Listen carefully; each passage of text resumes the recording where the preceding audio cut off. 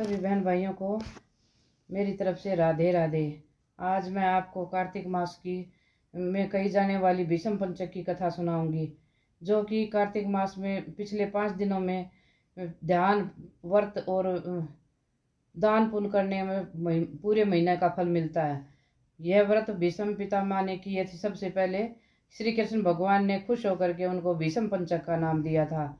इन व्रतों को करने से, ये 5 दिन के स्नान ध्यान करने से सभी मनोकामना पूर्ण होती हैं।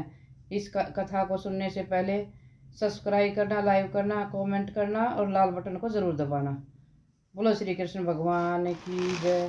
एक साहूकार की बेटे की बहू रोजाना सुबह सुबह उठ करके कार्तिक महीने में रोजाना गंगा जी नहाने जाया करती थी। उसका नियम था कि वह प्राय पुरुष का मुंह नहीं देखती थी। एक राजा का लड़का था, वो भी रोजाना गंगा जी में नहाने के लिए जाता था। वो एक दिन सोचने लगा कि मैं सबसे पहले नहाने जाता हूँ, मेरे से भी पहले कोई यहाँ नहा के चला जाता है। कार्तिक के 5 दिन बच गए थे। उसमें एक दिन साहूकार की बहू लेट हो गई। लेट होते हुए उसने जल्दी जल्दी में राजा का बेटा आता देख करके वह खुड़का सुन करके वह जल्दी से जाने लगी, तो उसकी माला मोचड़ी छूट गई। राजा आया, माला मोचड़ी इतनी सुंदर है तो वो पहनने वाली कितनी सुंदर होगी। उसने उठा ली और अपने राजा ने सारी नगरी में अपना हल्ला फिरा, उसको आवाज़ दे दी, चौकीदार को बोल दिया कि जिसकी माला मोचड़ी है वह मेरे पास 5 दिन आए, मैं उसकी माला मोचड़ी दूंगा। साहूकार के बेटे की बहू ने कहलवा दिया कि मैं 5 दिन आऊंगी, पर किसी को मेरे लिए साग भरवाने के लिए बैठा दिया, मेरी जो गवाही देगा ना उसको बैठा दो।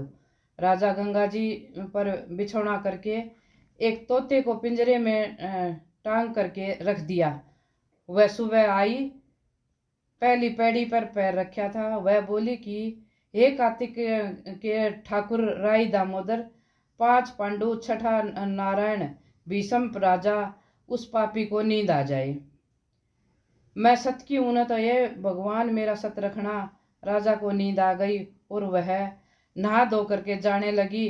तो तोते से अपनी पहले तोते बोलते थे, तब तोते से उसने कहा कि सुआ सुआ सोटा गल घालूंगी हार, साख भरियो मेरे वीरा।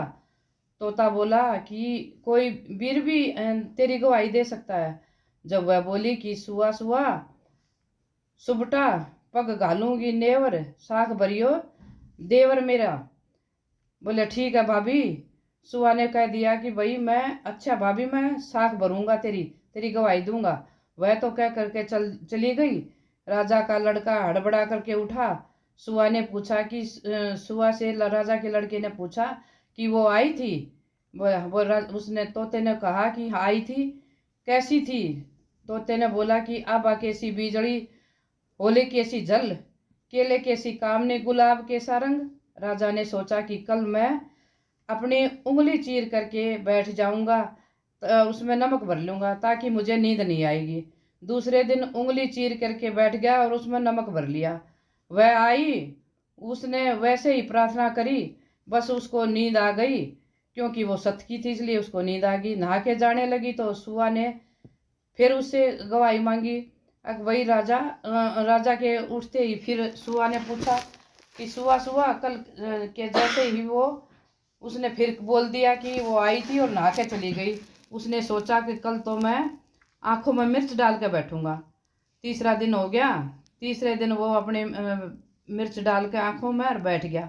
सारी रात हाय हाय करता रहा और जब वो आई नहा के चली गई और तो उसने भगवान से प्रार्थना की, हे राय दामोदर, जैसे पहले बोला था वही बोल दिया, हे राय दामोदर मैं हे राय दामोदर कार्तिक ठाकुर जी महाराज, 5 पांडु, छठा नारायण, भीष्म राजा, उस पापी को नींद आ जाए। और वो तो नहा के चली गई। तो फिर अगले दिन फिर पूछा उसने तोते से, तोता वो आई थी? बोले आई थी, चली गई। राजा ने सोचा कि भाई कल मैं कांटों की सेज बिछाऊंगा। कांटों की सेज बिछा करके चौथा दिन निकल आया। और वही वो तो बैठ गया चादर बिछा कर न, और हाय हाय करता रहा सारी रात। जब वह आई तो उस भगवान के सत की थी वो, उसको फिर नींद आ गई। वो फिर प्रार्थना करने लगी, हे भगवान ठाकुर जी महाराज राई दामोदर, पांचों पांडव, छठा नारायण, भीष्म राजा, उस पापी को नींद आ जाए।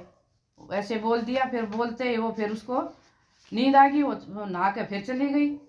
पांचवा दिन राजा आग लगा करके फिर उसने उससे पूछा तोते से, तोता तोता वो आई थी, वही आई थी।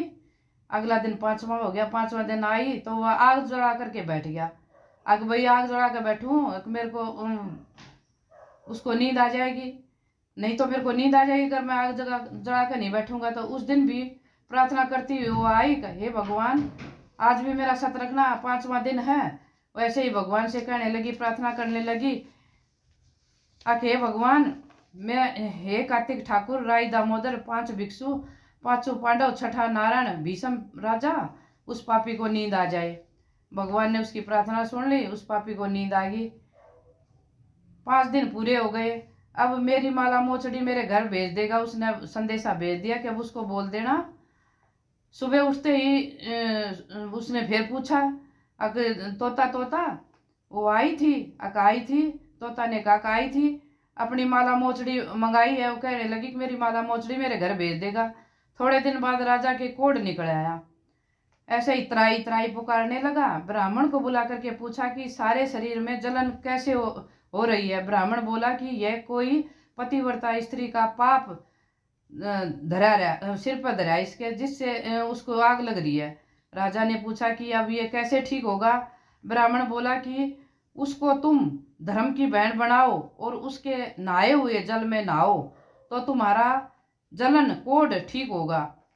राजा माला मोचड़ी लेकर के उसके घर गया और साहूकार से बोला कि हे राजा, तेरी बहू है ना मेरे गंगा जी पर ये भूल कर आई है, ये उसे दे दो और कह देना कि वह अपने नहाए हुए जल से मुझे नहला देगी। साहूकार बोला कि वह पराये पुरुष का मुंह नहीं देखेगी, तू इस नाली के नीचे बैठ जा, जो वो नहाएगी तो तेरे ऊपर वो पानी गिर जाएगा।